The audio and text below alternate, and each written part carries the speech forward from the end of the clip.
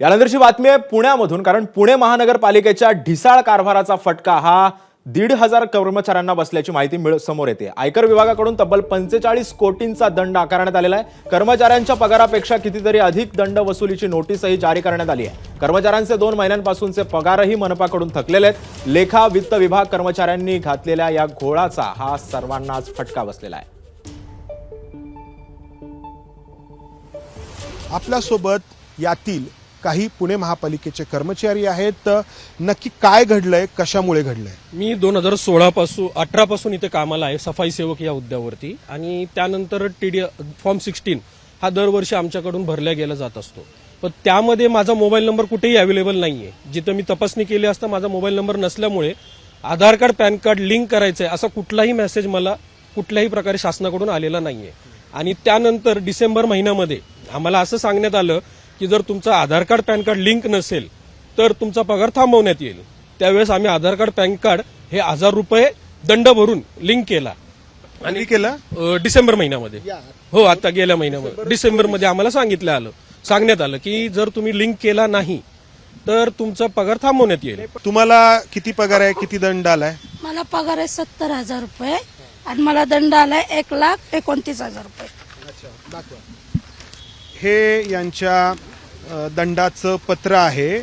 यामध्ये उल्लेख आहे की 1,29,000 रुपये इतका दंड यांना भरावा लागतोय, नाहीतर तुमची पगार होणार नाहीत असं त्यांनी सांगितलं। मला पगार आहे सर 70,000 रुपये, दंड आलाय मला 1,10,000 रुपये। तुम्ही यांच्याशी बोलल्यानंतर काय सांगितलं? ते म्हणले अगोदर आम्हाला माहिती नव्हतं, पगार आमचा का झाला नाही याच्यासाठी आम्ही परत गेलो तर तेच म्हणले आम्हाला की तुमचा टॅक्स आलेला आहे आणि तुम्हाला दंड पण आलेला आहे, तुमचा पगार आता नाही, जाऊ पूर्व सूचना आम्हाला येईल त्यावेळेस आम्ही तुमचा पगार करू। तुमचा किती पगार आहे आणि किती दंड झाला? मला सर पगार आहे 40,000 रुपये, मला दंड लागला 60,000। आणि गेले 2 महिने झाले की मी त्यांना आधार आणि पॅन लिंक केलं होतं तरी ते म्हणले नाही आहे लिंक। मी बाहेरनं पण चौकशी केली, बाहेर लिंक होतं माझं, तरी माझा पगार थांबण्यात आला। तुम्हाला किती पगार आहे? मला 70,000 रुपये पगार आहे आणि काय सांगितलं? माझे 21,000 रुपये कट झाले आणि 4,500 रुपये व्याज बसले। मला 40,000 रुपये पगार आहे, मला दंड बसलेला आहे 92,450 रुपये। तर आता सॅलरी झाली ना आमची, थांबवण्यात आलेली आहे। कसं चालवताय तुम्ही? आता बघू, आता इथून तिथून व्याजाने तर पैसे घ्यावेच लागतात। आमचं घर ह्यानेच चालतं, काय करणार आता?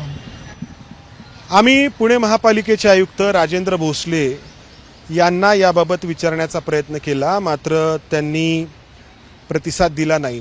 महापालिकेचे जे अतिरिक्त आयुक्त आहेत पृथ्वीराज पीबी यांच्याशी पण आम्ही संपर्क साधला फोनवरून, कारण त्यांनीही कॅमेऱ्यासमोर बोलण्यास नकार दिला।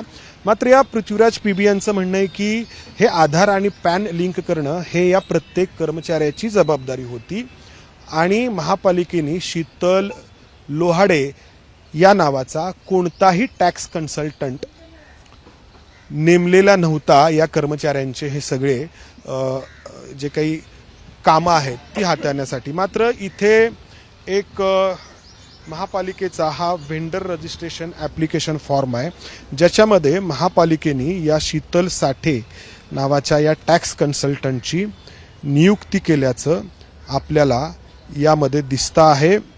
लेखा आणि वित्त विभागाचे अधिकारी आणि हे जे काही टॅक्स कन्सल्टंट आहेत यांचं संगनमत होतं का, हा प्रश्न या ठिकाणी उपस्थित होतो। आणि या संगनमतासाठी जे काही झालं त्याचा परिणाम म्हणून या कर्मचाऱ्यांना इतका मोठा दंड झाला आणि आता दंड न भरता येत असल्यामुळे या कर्मचाऱ्यांचे 2 महिन्यांपासून पगारही होत नाहीयेत।